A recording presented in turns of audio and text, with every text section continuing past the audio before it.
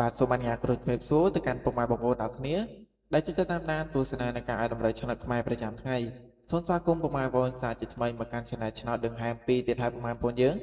បាទយើងថ្ងៃនេះផងដែរបាទត្រូវនៅថ្ងៃទី30ខែ7ឆ្នាំ2026បាទអញ្ចឹងឲ្យមានក៏មានជាមួយតម្រូវលេខល្អៗសម្រាប់មកចែកជូនពុកម៉ែបងប្អូនយើងទៀតហើយចំពោះតម្រូវដែលបាទមានការពីម្សិលមិញគឺថាបានចូលទៀតហើយពុកម៉ែបងប្អូនយើងបាទចឹងអត់មានក៏សង្ឃឹមថាបានចូលគ្រប់គ្នាផងដែរបាទសម្រាប់អ្នកដែលបានចូលតម្រូវរបស់មានចិត្តផ្សងសំណាង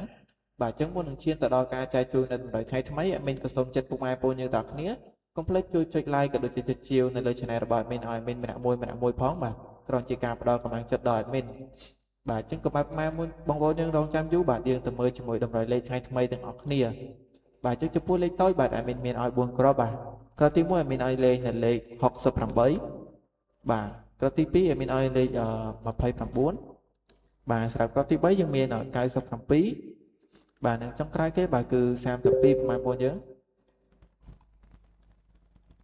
បាទចំពោះលេខធំបាទចំពោះលេខធំមានឲ្យលេខនៅលេខ327បាទហើយនឹងមួយគ្រាប់ចុងក្រោយបាទគឺ563ប្រហែលបងយើងបាទហើយចំពោះប្រហែលបងយើងដែលបានយកតម្រូវរបស់មានយល់ផ្សំសំណាងបាទឲ្យមានបច្ចេកហើយបច្ចេកទៀតកុំភ្លេចគុណត្រឡប់ដូចមួយកន្លងម្លេចចុះម្លេចផងប្រហែលបងយើងបាទដើម្បីបានចូលទាំងអស់គ្នាបាទហើយពិចារណាតម្រូវរបស់មានផងដែរបាទគឺថាស៊ីម្លេចគេទេប្រហែលបងយើងបាទជិះកុំភ្លេចឡើងម្លេចចុះម្លេចទៅបាទជាពិសេសសម្រាប់លេខតូចប្រហែលបងយើងបាទចឹងចំពោះសុងអូបាទមានឲ្យអូលេងនៅខ្ទង់9បាទហើយនឹងមកគ្រាប់ចុងក្រោយមានឲ្យអូលេងនៅខ្ទង់6បាទចឹងមានក៏សង្ឃឹមថាពុកម៉ែបងប្អូនយើងទាំងអស់គ្នាបានយកតម្រូវរបស់មានយុទ្ធសាស្ត្រសំណាងគ្រប់គ្នាតែម្ដងបាទចឹងជាចុងក្រោយមានក៏សូមអរគុណទៅដល់ពុកម៉ែបងប្អូនយើងទាំងអស់គ្នាដែលបានចំណាយពេលវេលាដើម្បីតម្លៃមកទស្សនានៃការឲ្យតម្រូវរបស់មានជាចុងក្រោយមានក៏សូមជូនពរឲ្យសំណាងល្អចាក់ចូលចាំគ្រប់គ្នាតែម្ដង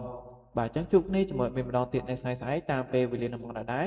មានសូមអរគុណនិងសូមគោរពលា